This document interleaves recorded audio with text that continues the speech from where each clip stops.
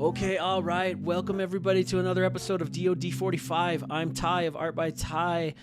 Today, Adrian and I sit down with someone I've looked up to since my early days of skateboarding in the late 1980s. It was an absolute honor to be engaged in conversation with the legendary first pro black skater, formerly of the H Street team, Ron Allen. Point one out, 3-point back. Point one out, 3-point back. Point one out, 3-point back. Cause it's you. Yeah, it's you. Point one out, 3-point back. Though he didn't necessarily know it at the time, Ron Allen had paved the way for people of color in the world of skating.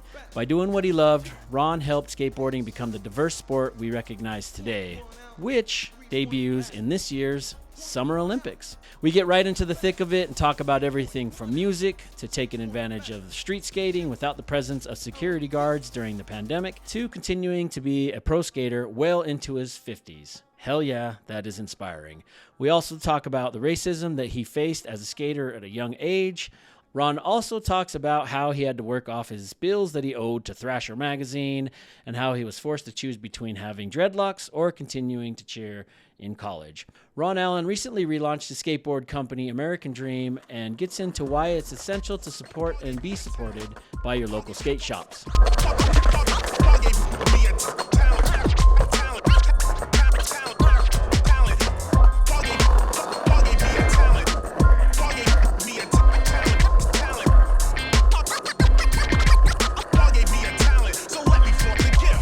Either you do or you don't.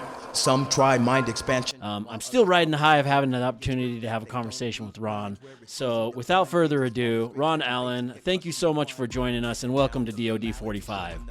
This is dope to me. I'm new experience every time. Before I start the timer to draw, let me ask you this real quick. Do you feel that skateboarding took a hit from the pandemic? You know what? Skateboarding, no. As a matter of fact, if you remember correctly, when you were a skater, pretty isolated. Yeah. If you're an 80s or 90s skater, because it wasn't so cool, you pretty much had like one or two friends. You went home, skate after skating, woke up the next day, went skating. Didn't really change. And a lot of skaters, I swear, are saying, God, I got better during the pandemic because I just concentrated on skating. And no one was outdoors. No one was out in the way where you could be skating. Exactly. And you never got, you skated places that you knew you got kicked out, but you could go there. There's no security guard there. Yeah. He's gone. So it's, oh my God, a lot. I wonder was that happening a lot? Because probably a lot of security guards were like not going into work during the heat, like the biggest. So that would have been a great time to go and skate places that you'd always be kicked out. I found out about new spots in my city of Oakland because the essential worker security guards were gone. Wow. And I was like, that ledge is skatable? Oh my God, I always looked at that. But you jump on it, 2 minutes later, here comes the security guard. Right. Like, no, not happening. We were like going downtown Oakland pretty much every day. Be by yourself, not a lot of people out, link up with your friends to skate, keep 6 feet apart, wear your mask. Yeah. You were pretty much doing what you needed to. I remember early on, I went out skating. No mask, whatever. And I remember 2 cops kind of rolled up on me and they're like, you got to kind of be inside if you don't have a mask. And I was like, really? And they're like, yeah. And they're like, it was just funny. They looked at me like, what are you doing? And I was like, skating. What do I always do? What do you see me doing all the time? They're like, you always skate. Yeah, pretty much. Is it weird if a security guard comes and tells you to leave when they're like a lot younger? Ooh. Like they're expecting a teenager and then they like... Seriously, one time in Florida, I was on a Satori trip. Cops rolled on us, 3 or 4 cops, set us all down, IDs, right? And it's like, ooh. So everyone pulls their IDs out, and I'm the last guy. And the guy comes to me, and he grabs my ID, and he looks at me, and he goes, and he asks the guys, he goes, this guy, it says this dude is like 52. Really? And the guys are like, yeah. He goes, I cannot give you a ticket. You're the age of my dad. I was just like, whoa, okay. Right on, bro. I mean, yeah, that's a funny one. Wow. Sometimes, and they get so gnarly, and then they realize that you're older, and then they kind of calm down a little bit. because they're just like, oh, they're prepared for like this like young kids energy, and they're coming up on you. You're like, relax, dude. No one's gonna do anything. And they go, and then they always ask you, how old are you, man? Like you guys all seem a little old. We're like your age, man. I love that. You've taken up the MC title as of 2018. Is that something you've always been MC inclined, or is that something just kind of new? I started making music. Like I did music for H Street Videos '87, like back then. Was it like a kind of a punk sound? Kind of rockish, punkish, yeah, kind of me trying to like. I loved Morrissey from the Smiths, so I always when I sang, I tried to sing like him, and then I was like, nah, I can't sing. I did first like rock because I came from the Visalia, and I played in punk bands and messed around bands, and then H Street I put music into H Street stuff, and that made me like people kind of hear us. Then I made music in the Santa Cruz video, like I did like hip hop in another video with like Tommy Guerrero before he became Tommy Guerrero guitar extraordinaire. And then, you know, like playing the Kennedy Center, I was like an MC with Jason Moran, this amazing pianist. I just got. Oh yeah, I saw that video of that. The blessing. It's a musical blessing. I don't know any way to put it. I mean, I love making music, and I've been able to make music with amazing people. Who's doing the cuts on the "We Fall Down and Get Back Up" track?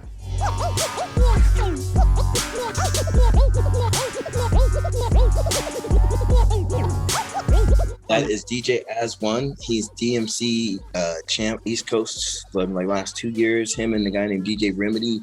I get to perform with both of them. Remedy, he's DJ for Cormega, Smith and Wesson, Wu-Tang, and let me ask, so you were performing at live events, so that's definitely been impacted from the pandemic, right? Yes. Will that slow you down, or?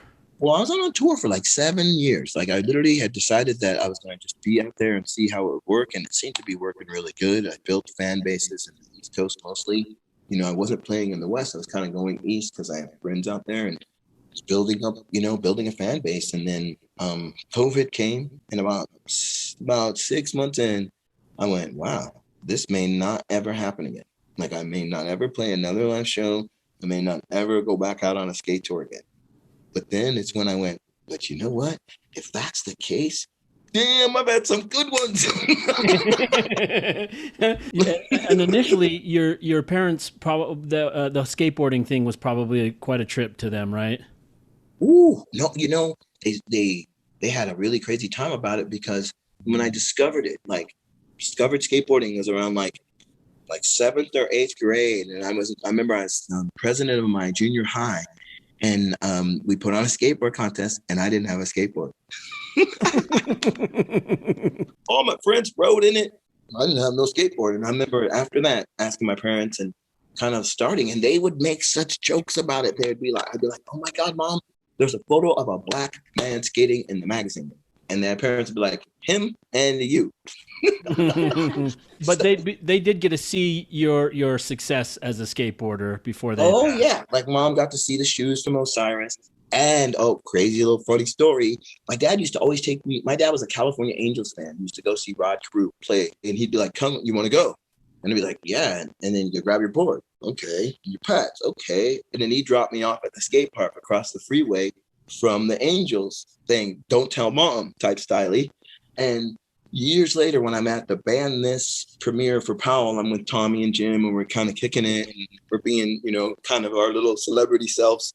And Stacy Peralta walks up, and he's like, "Yo, Ron Ellen." I'm like, "Stacy Peralta," and he's like, "Ron Ellen." And I'm like, he goes, "I babysat you." I said, "What?" He goes, "Your dad used to go to the Angels game and give me $20 and say, 'Keep it on, little black kid.'" Awesome. That's awesome. Like, think of your big time pro, and here's the blonde kid that used to sit in the lawn chair reading a magazine who never talked to you, who would always be like, "Where are you going?" I'd be like, "Why you want to know?" He was babysitting. Wow. That was his form of babysitting, sitting in the lawn chair reading a skateboarder magazine while you're in the park in the sun. Okay. That is awesome. That is an awesome story. Okay, I'm gonna start this timer. Well, I just set it for a basis to give me a basis to know, like, okay, we're coming towards where I should have more on my paper than what I do. So I will just set this. Like I said, none of us will go to prison if we go beyond it. Right out the gates, we'll start with this Sophie's choice: Tony Mag or Tony Hawk. Oh, look, if I say Tony Mag, I'd be like dissing Tony Hawk. And if I said Tony Hawk, I'd be dissing Tony Mag. And you know what? I gotta say, both of those human beings are probably two of the most solid human beings in skateboarding. And I'll be honest, Tony Hawk, I saw him at this demo in Michigan, like I'd say probably like 2 years right before COVID. And he literally turned to me and hugged me on the ramp as if like we hadn't seen each other in years. And he hugged me, and then he proceeded to drop in and do everything about 6 feet. And I was just so amazed that he's like, to me, he's still Tony Hawk. Now, on the other side, Tony Magnuson. Oh my God, you guys, gave me my start, helped me with my start, constantly making boards with my name on them still. Has nothing but positivity and joy throughout this whole starting of new companies and stuff. Tony's always been there. So, there's how could you Sophie's choice me like that? That's so dope. I love that. That was good. How about this Sophie's choice? Killer Mike or Mike Vallely?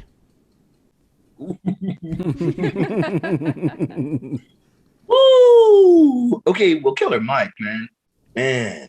I can't even front. I love everything he does, and he's such a righteous human being. And I wish I knew him. I just know of him. And like, so Mike V, you know, I think sometimes skateboarding gives us the reality of like who people are. And I think and Ed Templeton's epically later, I don't know. I don't know. Do you imagine that Killer Mike has an idea of your existence? I don't think so. And I sometimes wish that like Talib Kweli's, the Killer Mikes, the Chuck D's, you know, I'm a hip hopper, so these guys they are my Mount Rushmore. And so I sometimes look at hip hop now and wish that artists, I'm trying to do what the Killer Mike and the Chuck D's are doing with my hip hop by staying true to hip hop, not breaking into this crazy weirdness of, you know, people do a lot of things differently in hip hop now, but hip hop is something you live. And like, I be living it every day, and beats, rhymes, you know what I mean? Like just right before I was like talking to you, I was listening to Haiku to Top. Like, you know, it's AC Alone and Micah 9 and Abstract Rude. And it's funny, my friend Emerson played bass on that. And they were conscious rappers that were so amazing, and they were jazz artists. And that just, to me, music is one of those things you keep climbing in. And sometimes it sounds like some of these people are stuck. And that's scary because we're speaking to kids, even though people think we aren't, you know. How about this one? Mike D or Mike Ternasky? Ooh. The lady I'm dating right now is really into the Beastie Boys. Like, to me, Beastie Boys, man, come on now. Best ass band ever, okay? Mike T, man, I can tell you, like, I've gone in and out. I'm like, I think Mike T is the greatest human being to like, I don't know. You know, I've had tough times with it. So how I'll put it is this. Mike showed me a board that was done by the Godoys for me. At the time, the Godoys had some sort of mentality about, their company was called Iron Cross. Their mentality back then wasn't really of let's just call it equality, okay? But they had made some graphic for me. Mike shows me the graphic, and I'm like, immediately I see a doll with a nail in its head and a teddy bear on a noose. And I'm like, hey, yo, black man, noose, don't really go. I'm like, hey, that's got a noose on it. I don't really want a noose. He, you know, kind of, don't worry, it's their version of you. You're like, whoa, okay, hold on a second here. So I go back in and I go, hey, man, can we not make that board for me? I appreciate that the Godoys doing it, but I would really not like that board being done for me because it doesn't represent me. The character on it is white, the noose, and the doll in the head. Those are things I'm into, you know? So, and at the time, because I thought I was big time pro and I could make that type of a statement, I couldn't make that type of a statement. You see what I'm saying? Like, I was under contract and they showed me what they called a sample, but it was not a sample because it was a 7-screen board with 7 colors. And so at that time, No board manufacturer was going to make a 7-screen board one-off and give them to you and let you show the rider so he could okay it. No, there was probably 1,000 or 500 or however many made for me. So therein lies my deal with Mike Ternaski. Mad love, thank you for giving me my start. Mad love, thank you for giving me my chance. But right there, that's ultimate racism. That you're going to show me a graphic that I'm just like, yo, dude, I don't want it. But you've already printed it and you're putting it out under my name. And here's how ignorant I was. Years later, I look on eBay and I see that board. And I'm like, oh, wow, look at that board. That's the board. And then there were 30 more pages of it. Was that a case of all around ignorance? Like, I remember at the time, like late 80s, early 90s skateboard graphics was more just like shocking imagery, lots of skulls, lots of, and a noose is shocking.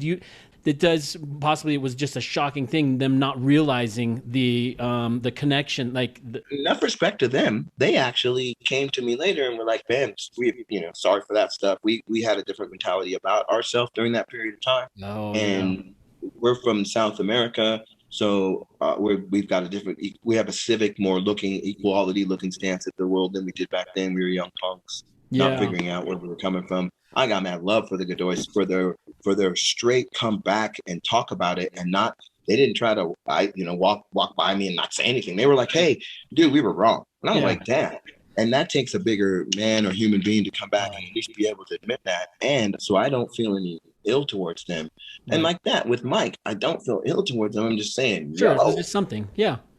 Like, yo. Yeah. So, and I have to worry. I think sometimes as Black people, I think some of us as Black people, as we've gotten older in life, we've gotten afraid of being contrite. And I understand that completely. Should I have stood harder and been like, no, don't make that board for me. Don't ever make that board for me. I tried to be like, cool, pro, like, hey, I appreciate it if you don't. When I started making my own boards, then I understand that 8-screen boards, 7-screen, 5-screen boards, man, you put 5 screens on that rack to make those boards. You're going to make 1,000 boards. You ain't got time to do it. Set it up, break it down, set it up, break it down. No.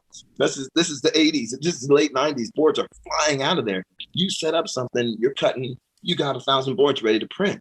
Maybe 25. And at that point, we were drop shipping 4,500 boards out to like AWH and stuff. So well, and I can absolutely understand your frustration with that, because what you would want is a company to back you, no matter what it costs, no matter anything, something that, and again, that was probably at the time. Like these days, I'm certain it wouldn't have gone down that way, but yeah, it's still one of those things. I can see where you're coming from on that. That's like there'd be no Rocco napping Negro board. Right now, there'd be too many. I mean, it would be. Rocco was gnarly. He would have put it out anyway. In 2021, yes, he would have figured out some way to cancel culture. He would have been like, you're canceling that? Okay, guess what? You're canceled for canceling that. To me, Rocco was gnarly like that. I love the way even though he did napping Negro board, and I went up to him like, yo, man, don't be pulling that stuff, man, Do you know where the term where goofy footed and regular footed actually like started? How that happened? No, I don't. No, I've been through a lot of Mongo foot interventions, but but yeah, I remember like people going, we need to have a Mongo foot intervention with that guy. You're like, you really don't like the way he pushes Mongo foot? You're gonna go tell him? Mongo foot is when you're pushing with your front foot, right? Yeah, like you put your front foot on the tail, and then you put your foot on the tail, and then you kind of push, and then you turn, I guess. Yeah. That works until one day you do it wrong and you fall and you go, okay, I got to learn this front thing. Yeah. Hey, can I ask you this? It's an earnest question regarding race. I'm genuinely curious to know, did you ever feel ostracized for being a Black skater? Like, was there a palpable sense of it from white folk and from Black folk when you were growing up? Oh, that's probably the hardest thing, I think, that for a person to be involved in skateboarding this long and to deal with the racism now. It's like a Black Lives Matter and wow, look at racism, right?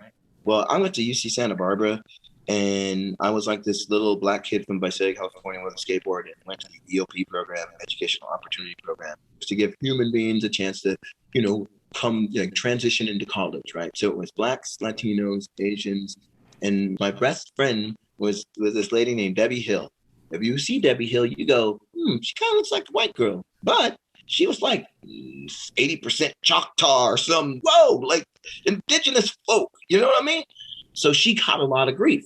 And I had a skateboard. So if they weren't messing with her, they were messing with me. Right. And so we became friends. At that time in Santa Barbara, going to college, riding a skateboard, my own race, who I went to college with, was like, they would diss so hard. It was like, finally at the end of it, these two girls came in there that, everybody thinks you're weird because you ride a skateboard. Why do you ride a skateboard? You think you're white?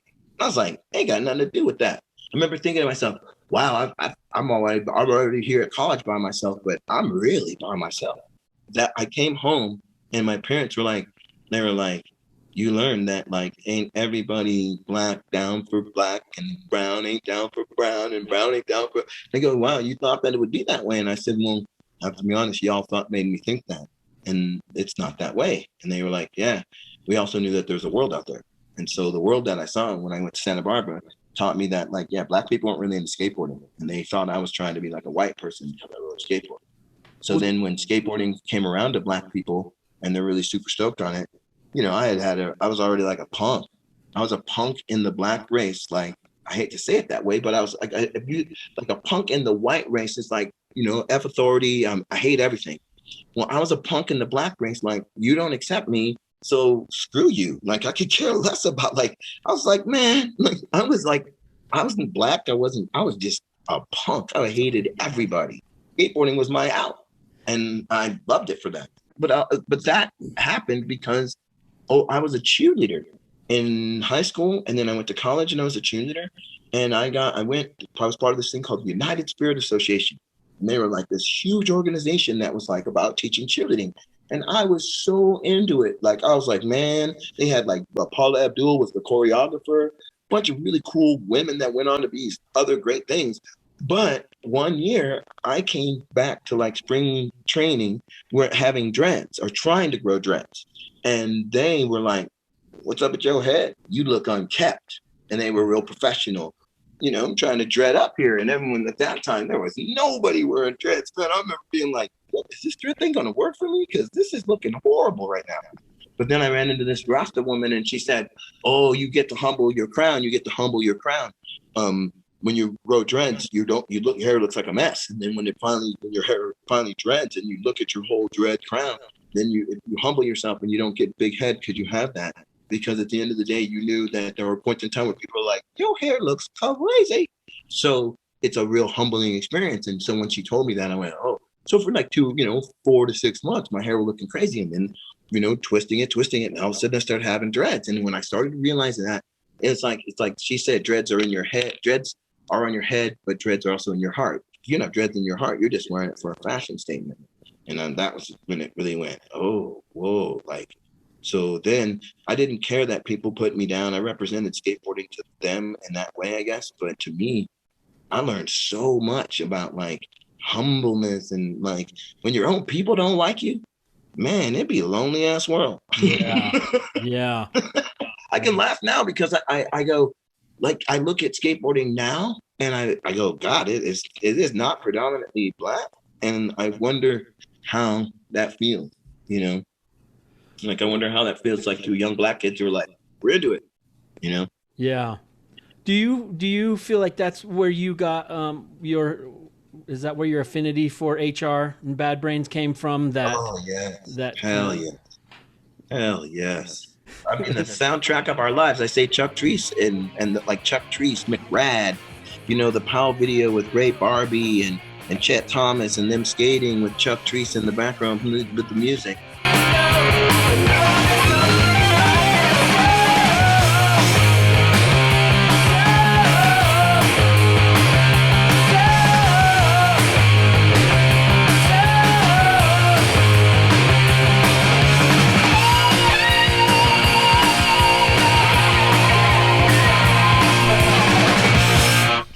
That's the soundtrack of my life, man. I can see that in my head. I remember I was like that.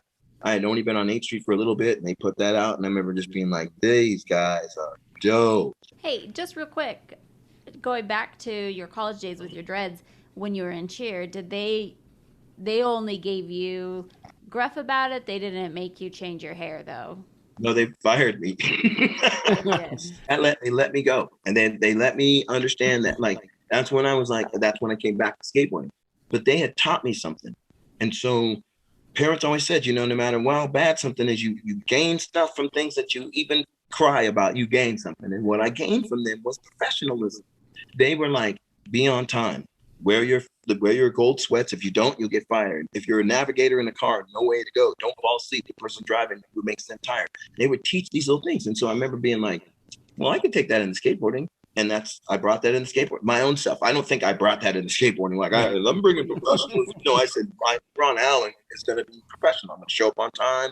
I'm going to, do what needs to be done to sell my products and, be good to kids, because they seem like they were the ones that were really putting the money in your pocket, and then you start to realize it's really not the kids, it's their parents. And so you kind of be careful of what you do. The professionalism, someone's like, let's smoke some weed, bro. You're like, let's go out in the parking lot. We don't have to be here in front of these people doing right. it. Let's go over here. Let's put it in cups. If that's the thing, it's like, there's always been that little bit of professionalism. I know it drives some people crazy with me. They're like, you're faking it. You're like, nah, I just don't really need to be I don't need to be a proponent of something that young people don't need to see. I mean, skateboarding was your livelihood. So, you want to keep that, maintain that. So you've got to put everything you can into that. And because everyone's expecting to fail at that in the 80s. And when you turned pro in the 80s, 87, 88, 89, 90, you were so accepted to fail. And I remember just being like, okay, nope. Just go skate, just go. There's a story of me. I was my own agent for 8th Street, called up people as my middle name's George. So I would call up shops as George and ask them to do a demo for Ron Allen, and they would send money and plane tickets, and I would fly to places. And I only did that because I saw 8th Street as sort of like, they gave me in a position to be in, but I sort of had to do it the rest myself. I think it helped sales. I think it helped sales of the company. It helped their sales come up. It helped my sales come up. Well, nobody can promote you better than yourself. Totally. Did you have skateboarding idols or mentors when you were first starting out? I had like 4 friends that were like the most amazing human beings. Like this guy, Pete McGinnis, Scott Abradovich. Those 2 dudes probably. Scott, his mom gave him a car. So we drove everywhere to go skate. And Pete had a ramp at his house and taught me a bunch of tricks, and would always have sort of a really weird mentality about it that I always thought later was probably why he made us all into skaters. He just was he went for it. He never walked off the ramp like, I didn't feel like I went for it. And I just remember being like, wow, he was like, probably at this point, when I think about how good he was, and like these guys were like all at some point, like they were so much better than me. It wasn't finally until around the 80s when I left college and left school, I could like focus on skateboarding, Like I remember went to college and came home, and Tom Knox lived in Visalia. When I left to college, Tom Knox was just a kid who skateboarded. I left, came home, and Tom Knox was on Santa Cruz, and it was all like, what? Like, it was just the craziest thing, because there was this kid, I skated with him, I'm off my senior year in high school, I'm off to UCSB, and he's like, I think like a freshman and at the other school. And then literally I come back from like for Christmas break, and we skate this mini ramp, and everyone's like, Tom Knox. I'm like, Tom Knox, the little kid? And they're like, he rides for Santa Cruz now. And I was like, what? Was he the first in your hood or area that got picked up with sponsorship? Yeah, Tom Knox. Who were you guys? Because were you guys learning tricks from? Were you guys just learning from each other, or was there like an OG in the neighborhood that you guys? I was like with Mike and Scott. We would go to LA a lot, try to see what people were doing. I remember David Zakharaszewski did a frontside ollie in Marina Del Rey, and we talked about it all the way home, because it was the first time we saw someone ollie like 4 feet out of a pool. And we're just kind of like, how did he do it? Like, he just used all the speed, it was just the funniest conversation. Like, it literally boggled our minds as if we were like scientists. And all we could talk about for the 5-hour drive back home was, I can't believe that. It was up in our face. It's like 5 feet, 4 feet high. How does it, I remember just, and then Pete, of course, by the time we got home, was now ollieing. That's what I was going to ask you. Was there somebody back in the day, even in any of the pros, that like when a new trick was trying to be figured out, like this one person could nail it first time every time? Or That was Pete. Pete did inverts right after we saw the invert on the cover of the magazine. Went over the ramp. Pete did an invert. I was like, "How'd you learn that?" He goes, "It's called an inverted air." And I remember being like, "You're crazy." Okay. And then it was, yeah. And there was a guy in Fresno named Eric Suda. And Eric Suda was like probably one of the best pool skaters, ripping. Like and we'd seen him do an invert when we went there. Yeah, like we a lot of tricks, like, you know, we saw like early on, like during that period, Gator and Christian with Billy Runaway from Thrasher came and stayed in Visalia for like 2 weeks. And that was like mind blowing. Going skating vert with Gator and Christian for 2 weeks changed my life. And they were younger than me. You know what I mean? I'm like this like 22, 23-year-old man, and they're like 16, 17. And everywhere we go, they just rip so hard. Just like, you know, and I look at the years of how many, like I spent a year, pretty much 2 years skating with Jim Tebow. And like, this is what I mean. Like Jim Tebow was amazing at flat ground tricks, at like tricks that like we would sit there at Willard and he would show me what he learned from Rodney. And so here's a guy that's like literally at Powell, learning from Rodney, bringing it back and showing me in Berkeley. And like, and so I'm learning like kick flips and heel flips and ollie flumps where you kick it, flip it with your foot back over. And I'm like, damn. And I'm thinking, damn, Jim, man, thank you so much, you know? And at the time, I'm not thinking we're like innovating skateboarding. We're just skating. That's all we're doing. We're not like, I'm not trying to be the first African American. Jim's not like being the human that he is nowadays. We're just skateboarding. So we were in a really mutual admiration society. Every now and then Nodis would show up, Mickey Reyes, you know, everyone was so damn good that there was just like, you would clean stuff off of everybody you'd skated with. Everybody had a trick. I would have learned that. The way and plus also too, it was a lot more friendlier, even though it wasn't just like everyone was kind of glad that you were doing it because there wasn't much of us. You know? Like you had to stick together. Yeah. What was your first skateboard? I shared a Grin Tech with 4 friends that we would like roll out. And then my parents bought me a Super Surfer with like Cadillac wheels and some like, you know, truck. I don't even think they were named trucks. They were just, and Super Surfer was like plastic. And then my first real like wood board was, I got an Eddie El Gato Alguera from Bareflex. Yeah. He was a pool shredder, right? Oh, yes. Eddie killed it. And like, that was another one of those things that all of a sudden years later, he's on H Street. I love his segment on the Shackle Me Not.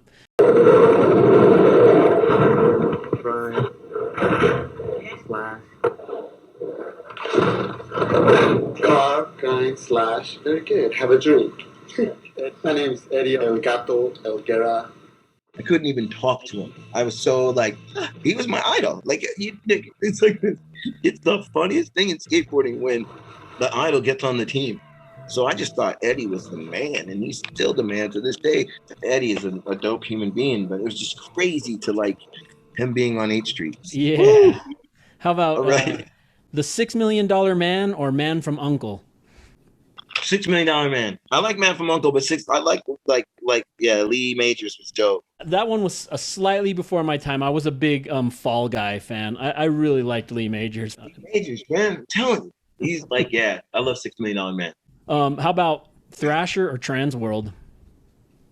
Ooh, been on the cover of both. Jake Phelps forever. Thrasher, Fausto forever. Wrote for Slap. Up cover, Transworld, didn't know much about them. Dan Stewart never got to finish my interview with Transworld, but I mean, woo, that's a Sophie's choice. But you know what? Okay, I'll put it this way. Fausto Patello, when we tried to do ads for fun, we didn't realize how much it was. And then when I went to pay, we were like, I went to give them the money and we were like, oh, here's our $800 a year. And they were like, $800 a year means $800 a month for the year, bro. It's 10th month. So wow, that $800, you still owe us $7,200. So I was like, oh. So I like stumbled into Fausto's office like, Fausto, help me. Dude, I was a skateboarder. I wasn't a company owner. They always paid for the ads. I didn't know that. So then he goes, you go to college? I said, yeah. He goes, you write? Yeah. He goes, I'm gonna give you a column and Slap. You better get verbose. I'll give you $0.25 a word. And that's how I paid off my ads. Oh, well, that was a cool move of him. Fausto Vitello, man. Ain't nobody doing that kind of stuff nowadays. You know what I mean? That right there shows you that skateboarding at that point didn't care if you were ignorant, it would teach you. Yeah. And that ignorance was bliss. Like Fausto looked at me like, look, you're hella ignorant right now. So I'm going to teach you. You've obviously $7,200 learned a very valuable lesson. Right. What one hell of a nice man he was for that. Like I'll never forget him for that. That's a solid move. Eh? Good on that. That's awesome. It's weird. It's weird seeing all the people, like all these younger generations wearing Thrasher shirts. I wonder if they even know what it is. They're probably in Target now. It shows you where the skateboarding culture has always been jocked, but I think it's because skateboarders are willing to wear stuff that maybe the common man's not trying to wear. But then when they see a skateboarder comfortably wearing it, then they go, "Oh well, wait, maybe it is cool." How about Santa Cruz or Santa Monica Airlines? SMA all the way. Is Santa Monica Airlines still around? It's as long as Skip has a garage, you know he's going to make some sort of board. And Santa Cruz. Ooh, Santa Cruz. Camden Scott, Shriek and Shannon. Santa Cruz skateboard. That beautiful place outside of the bay. But all I'm going to say is Santa Cruz. Please put black people on the team. Oh, they don't have any black skaters on the team. Oh, Please, just give them a try. I know Shriekin was on you guys for a second, and he's gone, and Camden Scott is in your history. But since then, ooh, yeah. You know, okay, yeah. that's Ron's 20 seconds on racism. Move on. Okay. I mean, you know, it's just like, I mean, when you want your boards to sell where black people are, I mean, I don't know. Like, it just seems funny. And not only that, that goes back to the whole thing with the Godoy's board. Like, when you have more people on your team representing certain things, you would immediately, you wouldn't have never ran it to print. You would have had enough people to recognize, like, oh, you don't put a noose on a skateboard for, Exactly. And that's where, that's why, what's the word I'm looking for? Why it matters so much to have, racial representation. Yeah. Yeah. Well, and that's the thing. It's like I talked one time to Antoine Dixon, and they had put him eating a piece of chicken on the bottom of his board. And I said, "Whoa, dude, you gotta be careful with that." And he said, "What do you mean?" And I said, "Well, did you go to them with that idea? Like, hey, I want you to put me on the bottom of my board eating a piece of chicken." And he's like, "No, they had that idea when I got there." I see, that's racist. Why? Because they had the idea for you when you got there. If you come up with the idea of something racist yourself and bring it to them and they allow it to be done, you can't claim racist on them and you can't claim racist on yourself. That's what you wanted. That's good to go. But here's the thing, okay? This just shows you how much Deluxe and Fausto were down. Fausto said, "Hey, we want to make a wheel. If, you know, when you're doing my first company fund," he's like, "You want to make a wheel?" He goes, "We will make whatever you want." And he goes, "If you want to make a square wheel, we'll make it." He goes, "And if it doesn't sell," he goes, "and if it doesn't sell, you'll be the first one we'll tell." And I remember being like, damn, that is so rad. Like, Fausto was like the ghetto man's man. Was being a pro skater as amazing as I'm imagining it during the Shackle Me Not Hocus Pocus era? Like, was that the golden age of skateboarding? Yeah, there was some times in there that you know, 8th Street to me was like a championship team. Like, we won at skateboarding. I don't know, there was no competition, but we just won. We had board sales, we were traveling the world. I mean, we're going to the fjords in Norway. Were you guys cognizant of the impact that, like, those videos, like specifically Shackle Me Not, was going to have on a whole generation of skateboarders? Not at all. Not at all. As a matter of fact, I think we were, you know, when you put a lot of good guys on a team like that, you know, you're just kind of hold your own. You know what I mean? Like, I have to be honest. I didn't perform to my top ability in those videos because I was so afraid. Like, I was so, like, everybody wanted your job. You're like, oh my God, I've never seen, it's like a piece of raw meat with like 800 tigers. Your sessions in the 8th Street videos, those were filmed specifically for the 8th Street videos? Yes. Oh. And like, they came to it, like, you know, it's like I tail slid a railing. Next day, Mike's like, "Let's get it." I'm like, "Oh, I was just here with my friends, you know, just kicking it, having a good time, tail sliding the railing."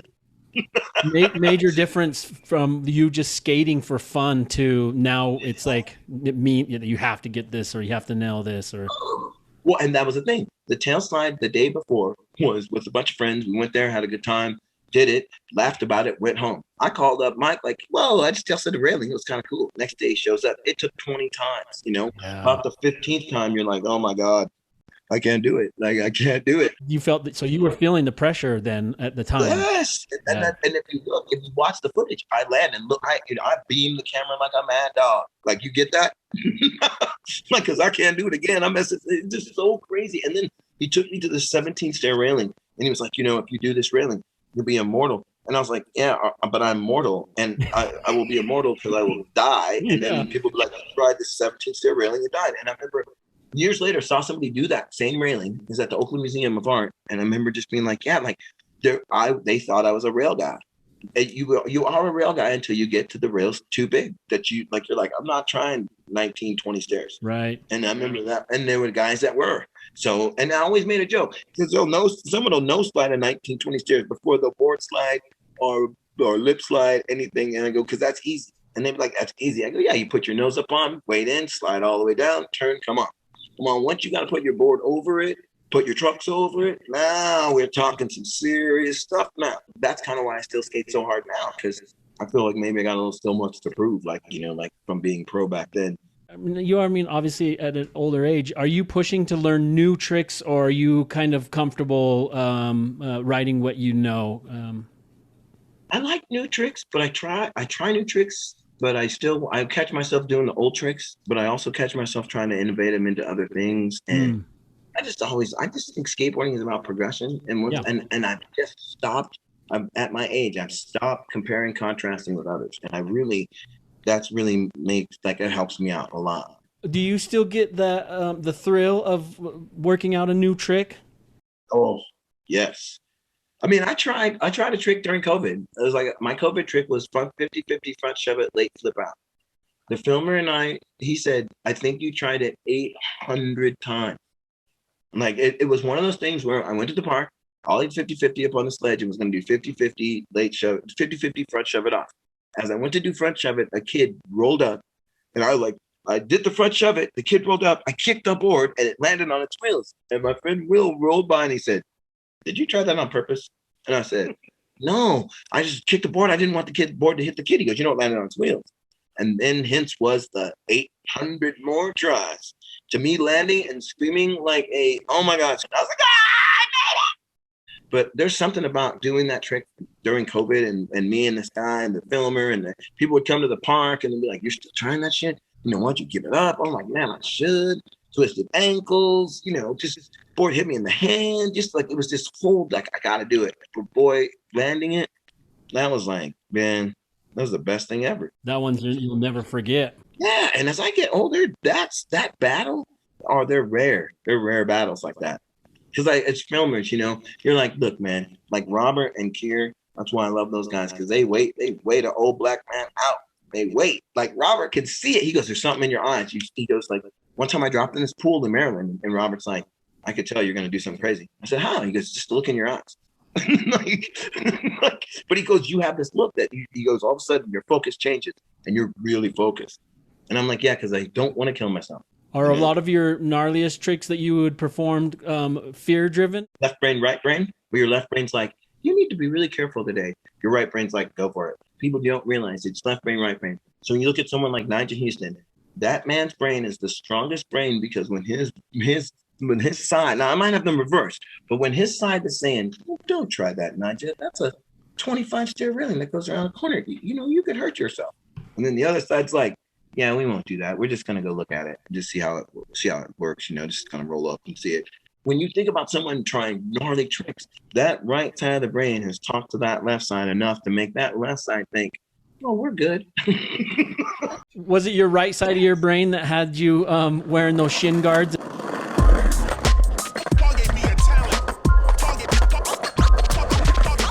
You're the only person I ever saw wearing those. Were those shin guards Ron Allen originals, or?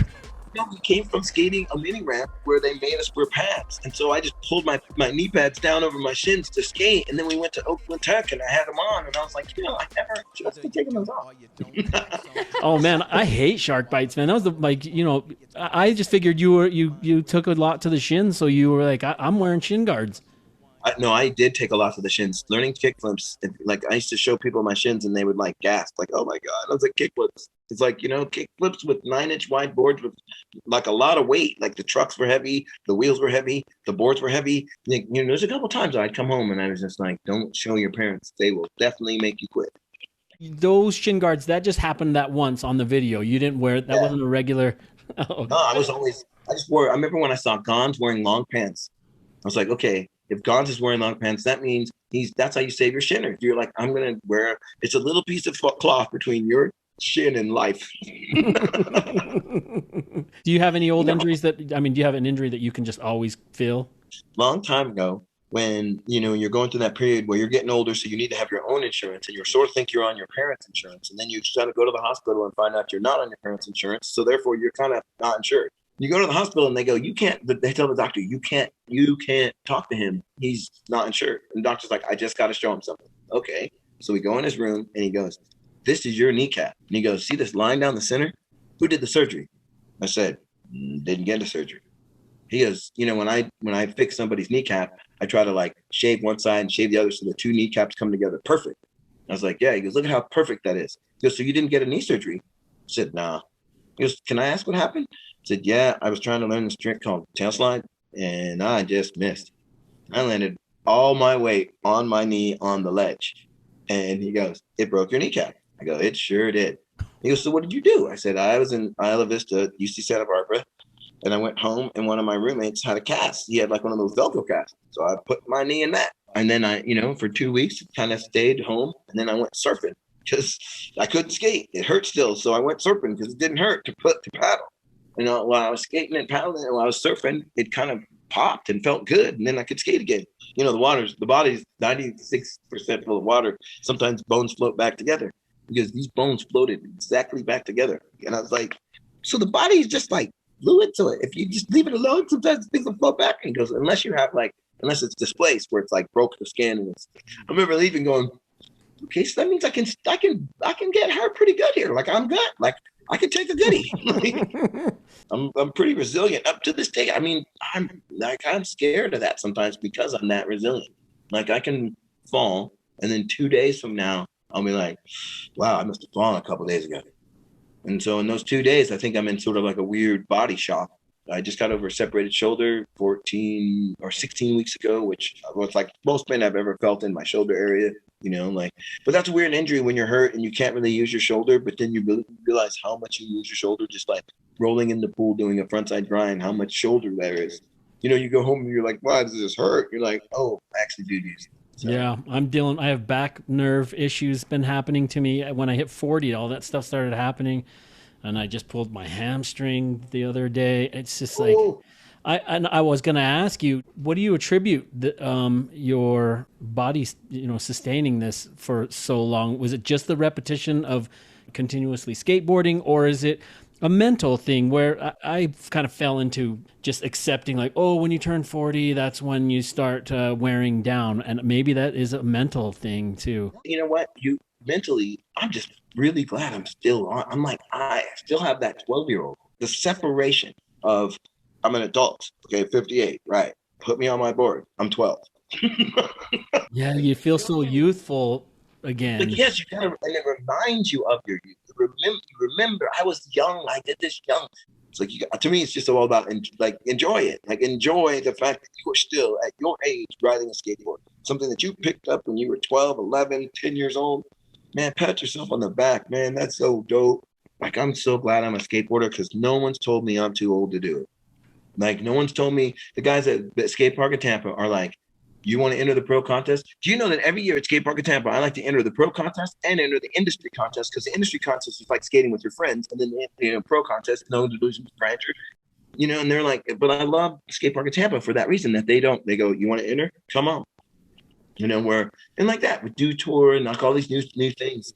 But one of the things that Do Tour does that I think they could do a really good job of, and they refuse to, is bring back some of the old guys. Oh, like yeah.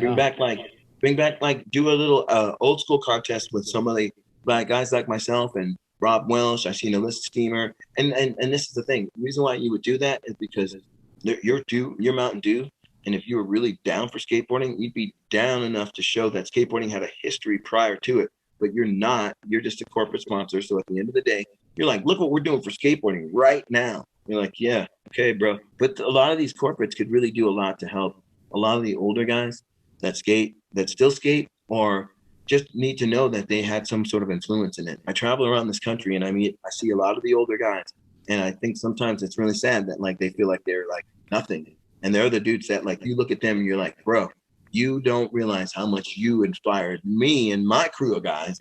And if you inspired me and my crew of guys in our little in Oakland, then you must have been doing it all over the world. And there's a lot of older skaters out there that maybe didn't get their just desserts. Is there not a big corporate sponsored competition that has like the OG matchups or anything?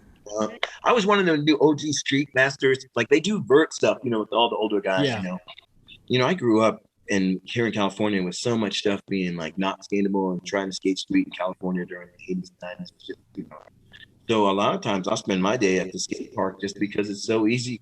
They have all these skate parks for you to skate nowadays, man. It's amazing. Yeah, I wanted to ask you, how do you feel about all these like now? Because I grew up in Salt Lake City, Utah, so we never had skate parks. Like I was always jealous of California and places that had like skate parks. But how do you feel about like now they have skate parks in everywhere almost? Like that to me seems very awesome. It's awesome. It's got a great idea to it. I just don't like when they tell you to go to the skate park when you're trying to skate street. Their mentality is, oh, you know, we built this for you. It's like, no, you built this. You didn't build this for me. But at the end of the day, it does kind of try to kill street skating. And street skating is what really made me who I am. I'm glad you mentioned that. Like I love the parks. I love being there, but I got to remember my roots. Yeah, no, for sure. Because you don't get like street skating is from being out on the streets and skateboarding on the street, not because there's a park to skate it. But yeah, that is a great point, Ron. I'm glad you brought that up because the parks are really smooth and they give you this sort of like ideal place, sort of like a dojo and like, you know, martial arts. But then you go and you see a guy like Pyro Sierra skate in New York City.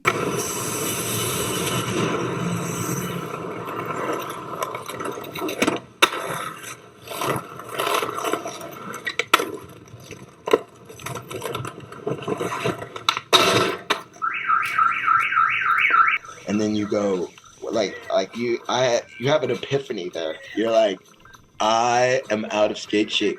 Yeah. like the smoothness of my skate park is wonderful. You know, you just roll in off that thing and roll around and roll back up and you feel so good about yourself, right? And then you go skate street and you go, this is like a marathon. Oh my God, this hurts. Like, oh God. Like, and then it takes you a day of street skating in New York to get to shape to skate with the rest of the street skaters in New York because all they've been doing is skating street. And then they don't skate no park. And then you go, okay, that's the difference. It's like, yeah, I go to the park and at the end of the day, my hips hurt from what? From pumping. I try to make myself skate street like at least 2 to 3 times a week just to get away from that like I call it the park laziness, but it's so fun. Like, it's like, oh God. You know, like at the park, you really just have to worry about how you bail, like how you know, get the good shoes, bail, I'm good to go, keep trying it. But when you're out in the street, it's good shoes, good wheels, tighten your trucks. You know what I mean? Keep one ear out of your headphones, hear what's going on. Do you feel like riders now are being kind of pushed to like go too big, too hard? Like, is there pressure from those corporate sponsors? And like, yes. I'm just wondering, do you have an opinion on that at all? Like, do you feel like people are being forced to push too hard? Tony Mack and I had a conversation about this the other day. And, you know, we're in the Olympics this year. And being in the Olympics is like kind of being like our sport, lifestyle, whatever you want to call it, is on the world stage this year, right? World stage. You know, we have this mentality about our pros, especially our pros, like, you know, your Nija, your Yutos, this new kid from Japan I just saw who did backside 180 to crooks down the 14th stair in Rome. You know, you've seen Nija. If you watch Nija's Instagram, which I do because I love my mind being blown, you see Nija take some gnarly slams. So Tony was like, you know, in the Olympics, what do you think about, you know, the street pros wearing helmets? And I was like, well, you know, Tony, I got to be honest, you know, when you're jumping down 14 stairs, 20 stairs, jumping on railings, you have a mentality that you're like, it's hard for the common man to understand this. Well, you know, why is he not wearing a helmet? And you have to know that guy is like, I'm not falling. If there is a percentage of me not making it in my mind, then I shouldn't even try it. every pro knows that they go, look, I'm going at this. I've done this a million times. I know. But Tony says this, and I respect what he says. He said, you know, we have the world stage. We hate to see someone get really broke off at the Olympics for that. And I'm like, wow, you know, that does make a lot of sense. As much as I don't want them to wear helmets, I don't want to see Nigel in a helmet at the Olympics, but I don't want to see Nigel get broke off at the Olympics either. Like what I saw with parents and pads I taught skateboarding for 15 years, and I saw a lot of parents tell their kids to wear pads to the point where I would always tell kids, I have 3 rules about pads. They go, what's that? I go, there's parent rules, there's park rules, and then there's my rules. Whatever your parents tell you, that's what you should do. Then the park has rules. So that's another part of the addendum. And me, when it gets to me, I'm going to ask you, what does the park say? What do your parents say? So yeah, I suck too. At some point when you're learning, you should always wear full equipment. But at a point, there's a point in skateboarding, your brain and your body are so connected that you could like fall upside down and somehow make it like a cat or something and make it. Like skateboarding is instinctual like that. So I don't know. Like sometimes I think, God, I'd hate to see someone get broke off and then make skateboarding look bad. But I'd hate to take away from these guys and how rad they are. Yeah. I was just gonna say, do you have a relationship with any of the old H Street team still, or? Oh. Matt made an album with his band. They're called Spy Kids, and so I went and did some music with Matt. Like right before COVID, we did this whole like Spy Kids thing where I rhymed on his album, did some stuff, and it was rad. I love Matt Hensley. He's an amazing human being. He's really a great producer too. In the studio, he knows how to work with people to get the best out of them. He's on the bill with Steve Caballero and a bunch of people on like some art and music show. I tried to talk my wife into getting me tickets for my birthday and for their Detroit show. But yeah, I'm a huge H Street fan. You guys really, like, a lot of my followers and people who follow my work are also ex-skateboarders, and H Street was a significant part of all of our lives. That's what we reminisce about. That Shackle Me Not video is like, it was ground shaking for a lot of us young like skaters who were just trying to come up. Like that changed everything for many of us. I mean, prior to that, we had, the Search for Animal Chin, which is awesome, but there was no street skating really in it, and it was kind of corny. I mean, I still love the movie, but Shackle Me Not and Hocus Pocus, I have the songs memorized. I have the dialogue memorized. I mean, there's not dialogue in it, but people, it's like the words they're saying, it meant that much to me, and it does to a lot of generation, like a whole generation of people. That's amazing. Wow. WOW, like everybody says in DC. Wow. How did you end up on the H Street team? I was first. I was the guy they asked first. I guess, well, they had talked to John Schultes because he was writing for Tony on Uncle Wiggly at the time. Mm-hmm. So they had kind of talked to John about writing for H Street. And then Mike called me up because I was like really good friends with Mike after camp. And he drove me to see my mom who was sick. And so Mike was like talking to me about maybe thinking about doing something. So when he started to like do H Street, he called me up and was like, I'm going to do H Street. Who do you ride for? And at that time I was riding for Vision. And so that was one of my first boards, that Vision double tail. Oh, the Vision double kick. Yeah. I love that board. My very first board was a Mike McGill, but yeah, I remember I loved that Vision. I think that was like one of the first double tail boards or something.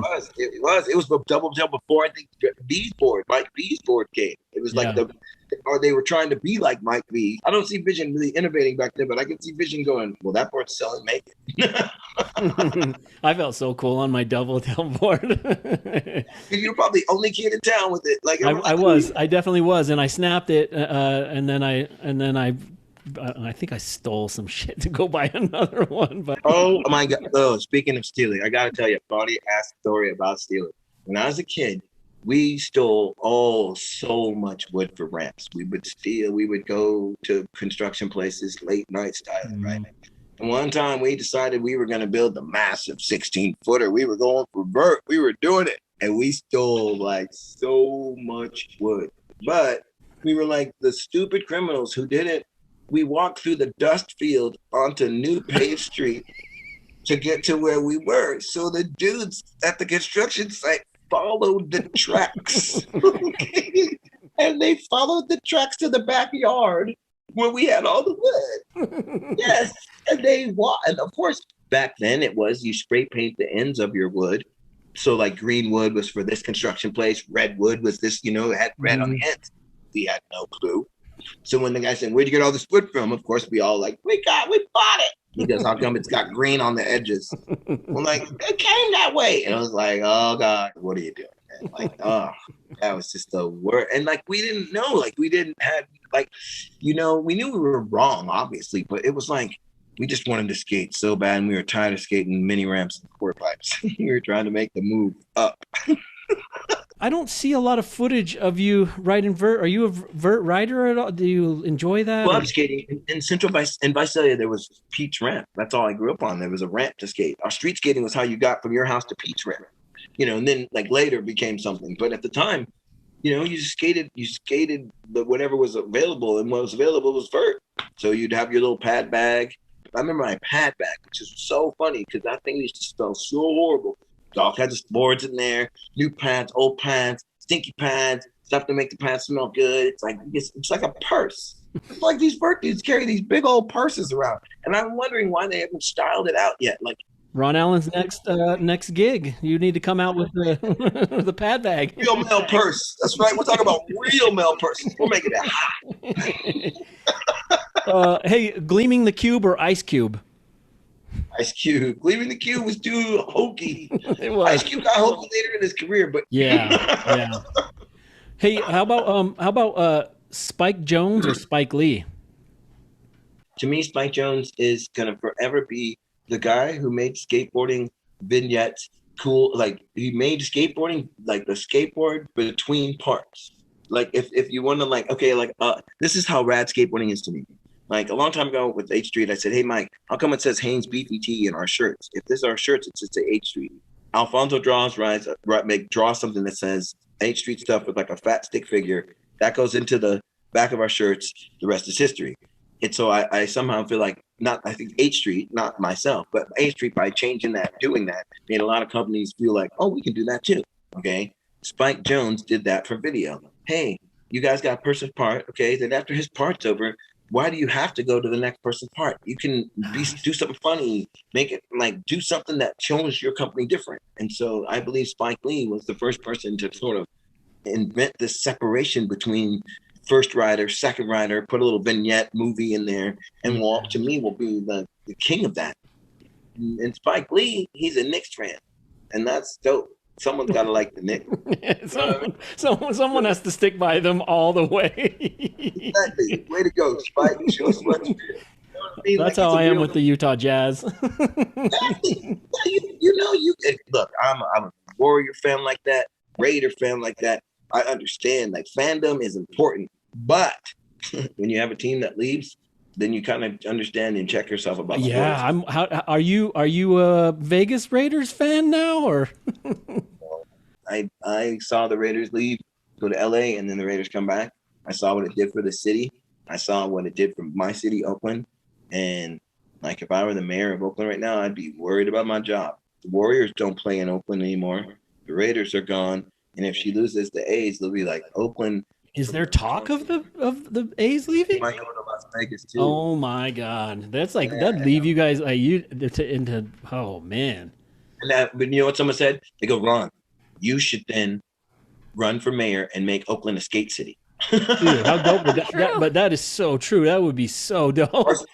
Like Barcelona, you know what I mean? Like, and you have special areas in the city that people can skate, and like you literally turn to like you got to come to Oakland. You come to the city, yeah, you got to come to Oakland. There's a skate spot here. I mean, yeah, that's what the professional teams do. Like, you have to go support the team there. So if you didn't have any professional teams, I mean, that is a fantastic.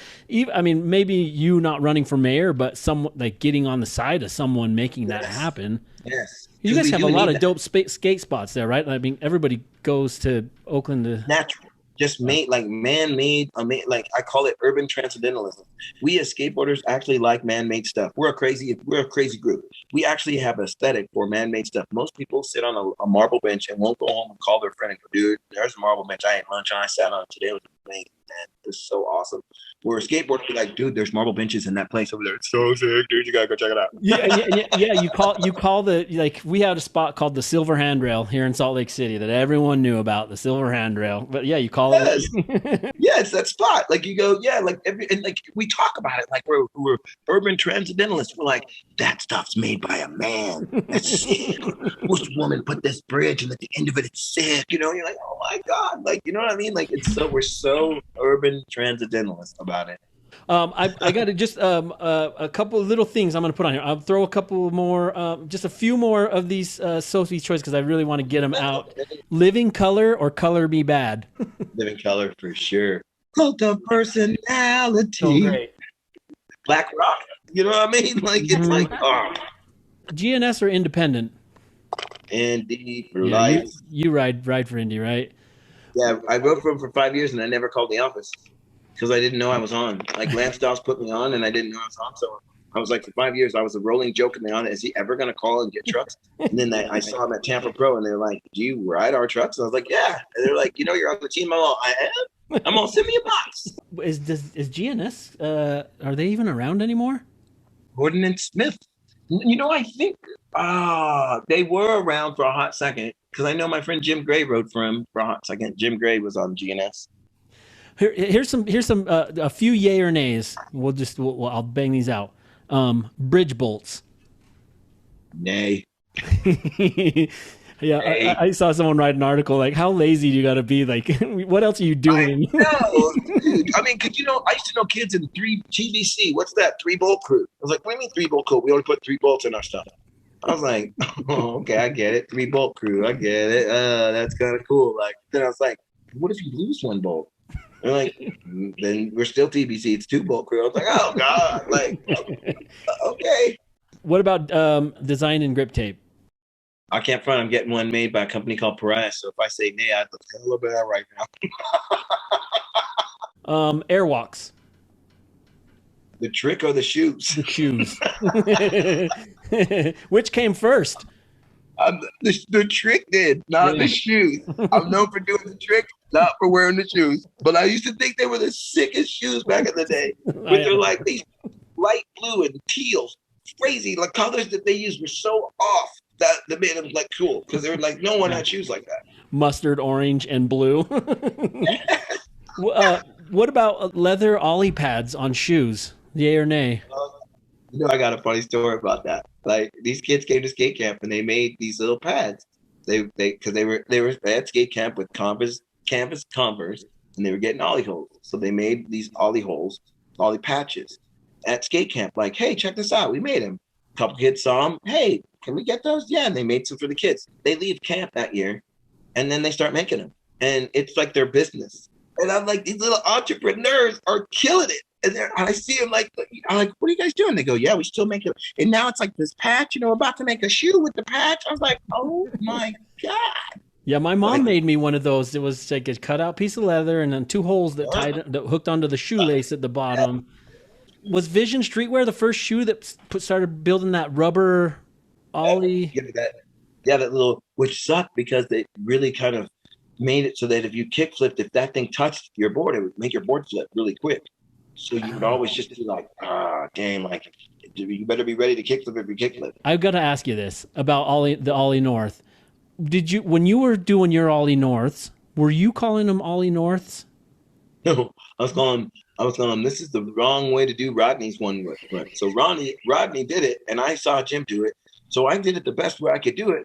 So I had gotten generations of the 3rd generation of it, and was like, okay, so I do it like this. And it was like, Jim was like, that's wrong. That's you. And I'm like, all right. And so then after that, it became like, I do it wrong, but this is me. Yeah, because you're known for your version of the Ollie North. I wondered how the names traveled. Like, how did the names of tricks travel? I guess it was just through skate magazines or something. Like, I always called Melancholy's a glue shoe. I don't even know why I called him that, but glue shoe, that's interesting.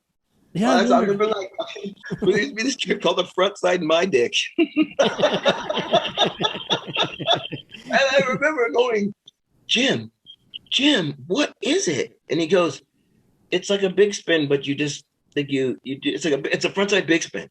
And I was like, why is it called a front side my dick? And he goes, because I named it and I didn't know what to call it. So I just call it frontside my dick. And I was like, oh my God, like I'm never calling it that. I'm gonna come something else. It's like a frontside boneless shove it. Jim, like he said, ollie flump. Like, so when you do a kick flip and the board flips and then you catch it with your foot and then flip it back, he called it an ollie flump. And then from that point, it was called Caspers and all this stuff. And Jim looks at me and goes, ollie flump made so much more sense. And I was like, it did. I knew what you were talking about, flump. Like you didn't flip it, you flumped it. Do you reminisce quite a bit about the old day, like the old like? I'm gonna reminisce over you, my God. No, I don't. You know what? I do and I don't. Like every now and then I'll put in an old video. I probably haven't watched live video in years. Haven't watched H Street video in a while. But I just, I'm very aware of like those videos.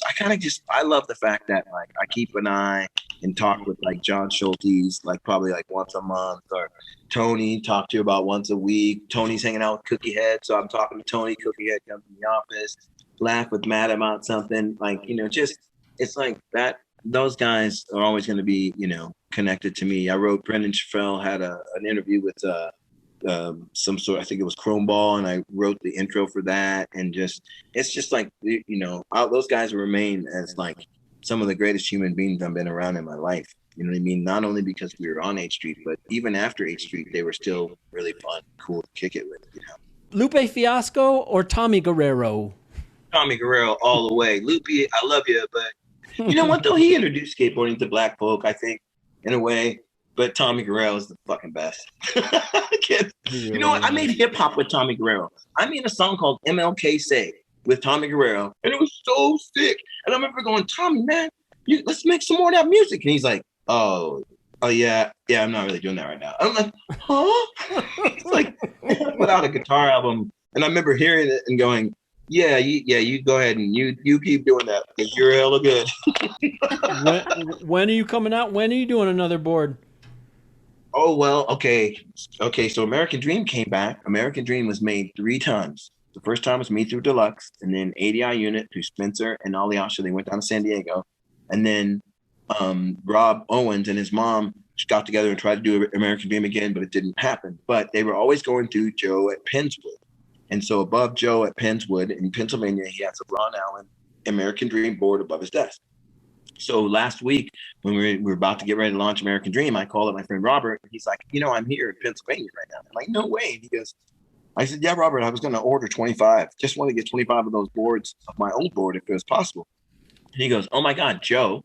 He said the same thing. He's got the graphics. And yeah, we made 50 for you. I was like, what? And so we have 50 of the reissue of that American Dream board that was made like 10 years ago, which things like that. I can't believe that, and so now the Japanese are they want to make orders, and we're talking about them making orders, and they want me to do that reissue, and they want to get my board and some of the other companies. So it's just been a really amazing starting a company again. I never thought that it would be this cool and people would be so stoked. And like, once again, it's just like what you said with Shackle Me Not. I didn't know that many people were stoked on American Dream. I didn't know that many people got into it. It blew my mind that people liked what I had done in 1996, and I could bring it back this far down and people still get excited about it. American Dream is kind of a new thing, and I decided to do it. I mean, I'm getting older, and I wanted to see if I could do something cool, and it just seems like it's working. Like, I don't know what I did right, but every day it seems like something cool has happened since I started American Dream. Is it a company that you're going to be putting riders on, or do you already have riders? Or we have a couple guys.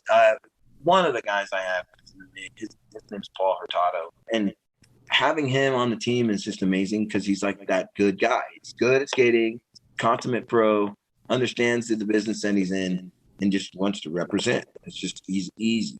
Like, he's like kind of like Matt Hensley or kind of like Sal Barbier, like guys that made it easy. They're going to rip regardless. So, are you still friendly with Sal Barbier? Yes. I love it when I see Sal B on my phone.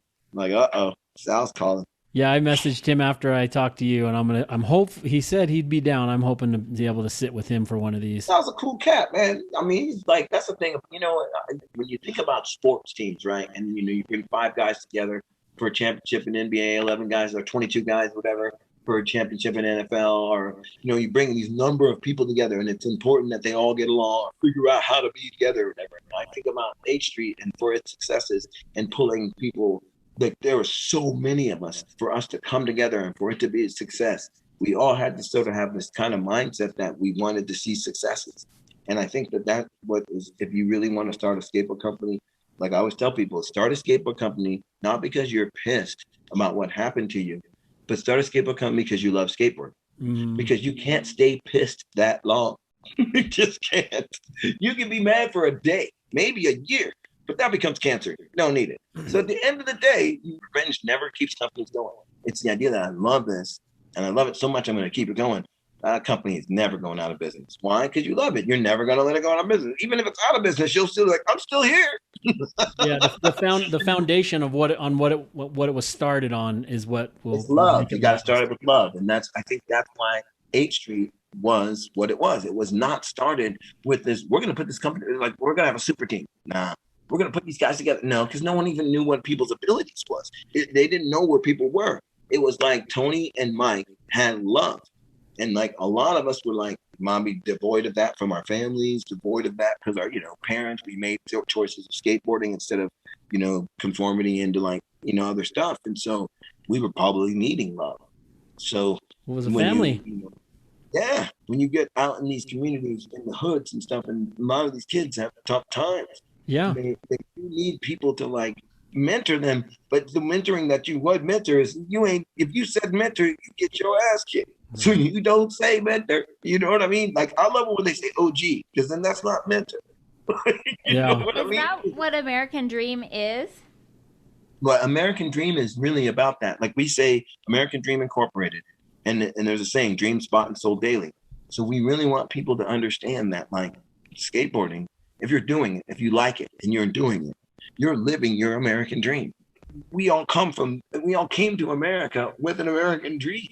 And so, like, we want to really change the narrative of the American dream being like this solo version of white America's dream. It's like Black America's dream, Asian American dream, everybody's transgender's dream. Everybody has the dream of American dream. And so we want to show it. Back in the day, we did ads in Tagalog. We did ads in conversational Chinese, and people are like, why? And we're like, because we're talking to whoever reads conversational Chinese. We're not talking to you right now. Sorry. Mm-hmm. And it wasn't no disrespect, but it was at that point in time in 1996, during the golden eras of skateboarding and hip hop, there was not a lot of recognition that money from skateboarding was coming from the street. They thought money was coming from the suburbs. That they were selling boards to these suburban skateboard shops and thinking that that was really what was making skateboarding go, when we all knew that it was the inner city kids, the inner city shops that were really making a lot of money and making a lot of change. And so now the American dream, now 20 years after that, is pretty much the same. And it's crazy that we can just kind of pick up and go right where we're at. I'm also half Samoan and half white, so I grew up in an all white area, so I always seemed to get a little more inspiration from people who I wouldn't normally see in a position where I always felt like an outcast. That is something that I gotta be honest, I am so proud that along all different lines, from Black kids to Latino kids, to every kid I was able to like give love to and electricity to. I gave them spark. When I turned pro, my dad said, "Oh, so you're pro now?" I said, "Yeah." He goes, "Oh, like the Harlem Globetrotters?" And I said, "What, Dad?" And he said, "The Harlem, you're an ambassador of your sport." And I remember from what my dad said, I've always just tried to portray that, be an ambassador to make people want to skateboard. I don't know. I just always, I wish pros would actually, even AMs too, can do a lot to help kids like skateboarding. And that gives, because the shop gets hurt when there's less skateboarders. Yeah. And kids have so many choices. You got scooters, BMX bikes, you got the new Oculus 3D where you can leave this world. You know what I mean? So we gotta make skateboarders. Kids like it. Are you a fan of the hood games? Are they still doing the hood games? When K-Dub gets a chance. I mean, I know Carl has got Adidas and his Max Allure, so they don't do as many. We did a positive skateboard experience in San Jose for 4 weeks in front of Bob Smelter's shop. I met Mark Suchu during that period of time. I met like a bunch of guys from San Jose that were little kids and now are like pros. And that's incredible. It's just incredible. Like I want to keep doing events like that and helping people out. I like the idea of skateboarding being something taken into hoods where they would really not realize like skateboarding is a perfect sport for people in the hood. It's the cheapest thing you can, like the cheapest thing that you can do for like less than $150 gets you a board to skate. If your parents want you to wear a helmet, you're still under that $150. You still can get a helmet, knee pads, and elbow pads. And like, okay, everything else, you need something to do it with. Right. You know, like a skateboard out in front of your house. You know? Yep. And the other great thing I feel about it is a lot of times you find kids in the hood, they don't have a whole lot of confidence. Skateboarding, something that they can learn on their own and work at their own pace. Like, you know, in basketball, you're playing against other kids. So there's sometimes if you're not that good at it initially, you lose out because you're not playing as good as these other kids. Yep. But skateboarding, you're riding the board on your own, you're working at your own pace, and learning something on your own builds like this incredible amount of confidence.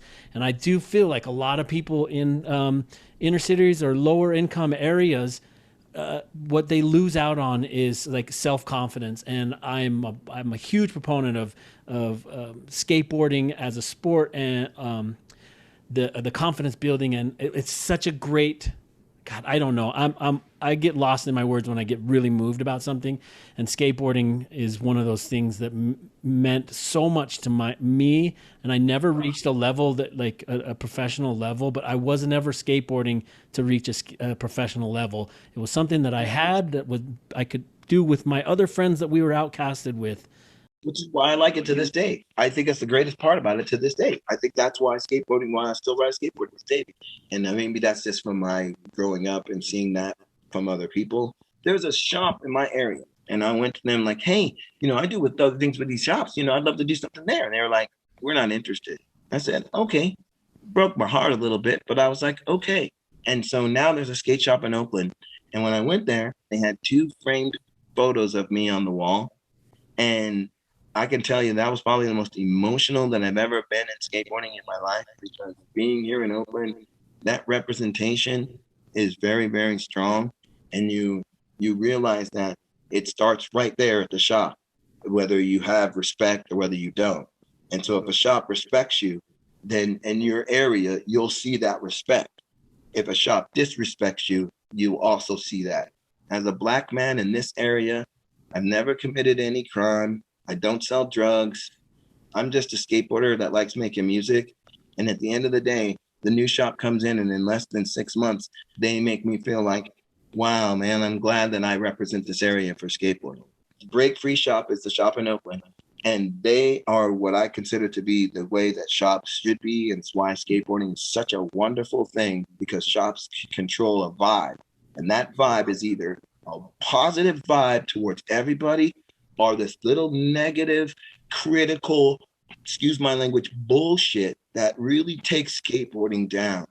Skateboarding right now is really changing that, and I really love that. And I hope that more skaters give their shops a break, but also shops start to recognize, because I can travel around this country, going to shops, walking up Rise in Chicago, View in Baltimore, West Side in Tarpon Springs, or Skate Park in Tampa, or Houston Skate Park, or Crooks in New Mexico, or Cowtown in Arizona. I can walk into any of those shops. They just, hey, Ron, what's up? What are you gonna here for?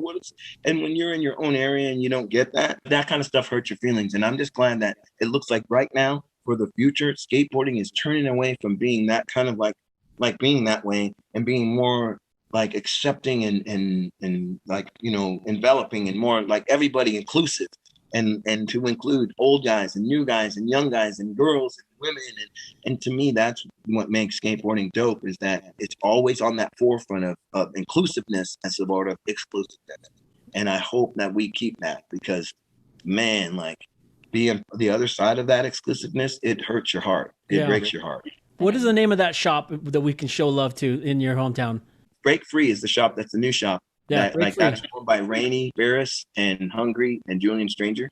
And Randy Barris is like an amazing skateboarder, but he has this amazing historical idea of things and stuff. And it just, like I said, it just warmed your heart to know that here are 3 guys in Oakland, but they believe in what I'm doing. And I put my boards out to put it on their Break Free Instagram and stuff. And I just really hope that like more shops are like the way Break Free is, because like they just created a whole scene and it's so accepting and kids are so stoked.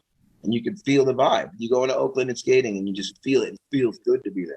Well, I just hope that shops in general will still be around in the future, because you never know. Amazon. Yeah, Amazon or something. You know, like it's kind of a scary thought, because shops are very important. I feel the same way about record shops, head shops, and skateboard shops. You know, we growing up, we had them everywhere, and now you kind of see one.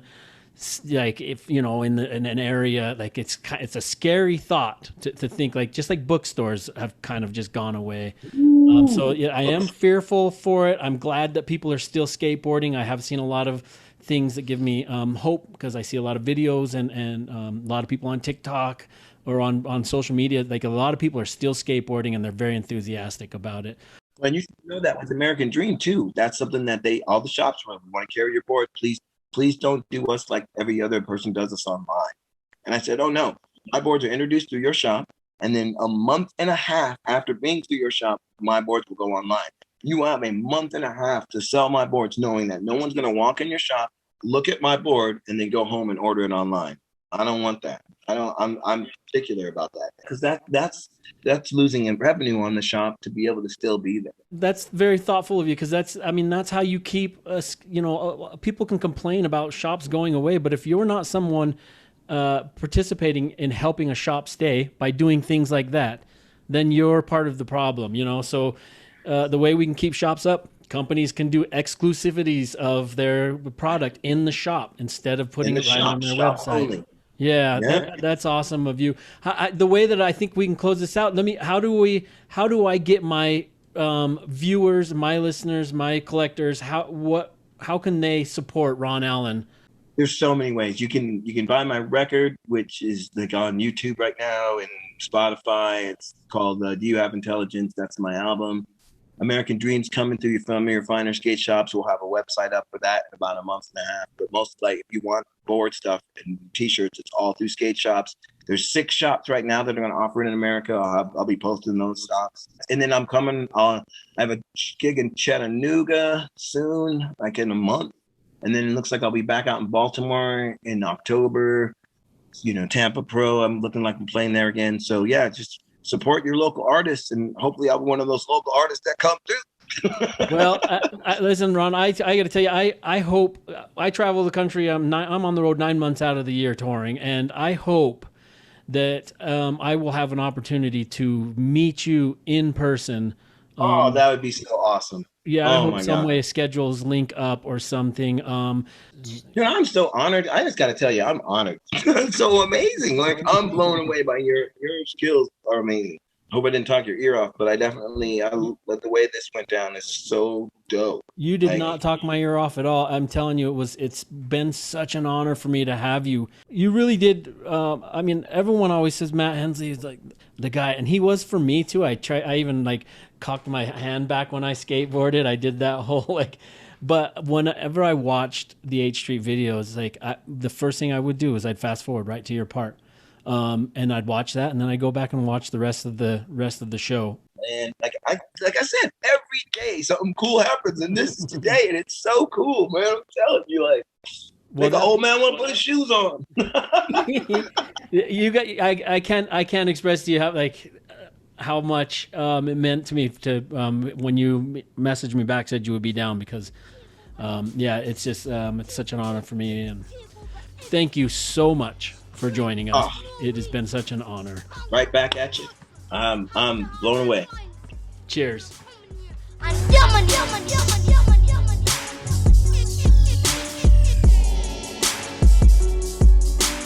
Ron Allen, oh my God, thank you so much for joining me on DOD45. It was such a pleasure to have you on and to listen to you talk so candidly about life as a pro skater. As you heard, Ron is still paving the way for skaters, young and old. He continues to inspire me and what I can do with my body if I choose to set my mind to it. I ask, please, all of you, frequent your local skate shops. And while you're there, look for or request the American Dreaming brand to show your love to Ron and the good work that he's doing with American Dream. You can also follow Ron on Instagram at Ron Allen Skate. That's SK and the number 8. Or go to your local skate park often to see if you can spot him riding. And then maybe while he's there, you'll find out if he's performing at a venue near you. Or possibly it's easier for you to just follow him at NC Intelligence on his Instagram page for upcoming show information. If you'd like to find out more about me and my art, head over to artbytai.com. That's art by TAI.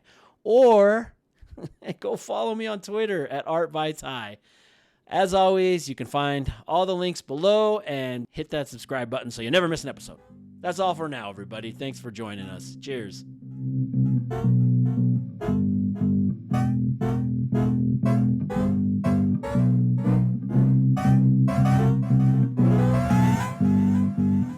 There are thoughts in my head that take place in my bed, and I don't have to lie. Thanks for watching this episode of DOD45. I hope that you enjoyed yourself. Make sure you hit that subscribe button. I don't want you to ever miss an episode. Also, stick around my YouTube page for a bit. There's a whole array of videos to enjoy, including time-lapse videos, drawing tutorials, and live streams. It's like an amusement park. Now click that subscribe button and go watch another episode of DOD45. Cheers.